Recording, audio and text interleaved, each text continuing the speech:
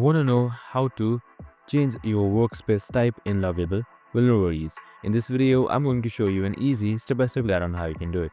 It's super simple and under a minute, so let's get straight to it. Now, first things first, simply open up your Lovable Dev uh, website. So just simply open up your web browser and type in lovable.dev on your URL.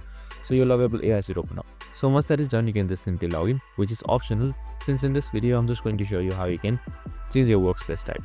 So right now here you should be seeing your interface, and right here you should be seeing your prompt where you can type in your prompt. So right below it you should be seeing this public icon right here. So this is simply project visibility or workspace type. So you can just simply select it, and once that is done here you can simply change your visibility to either public, workspace or personal. So unfortunately you also require a pro or a business plan for personal or workspace, so you have to pay accordingly. And that's it, super simple and easy. I hope this video helped. If it did, make sure to like, subscribe and tune in with us for more of these videos. Have a good day and see you in the next one.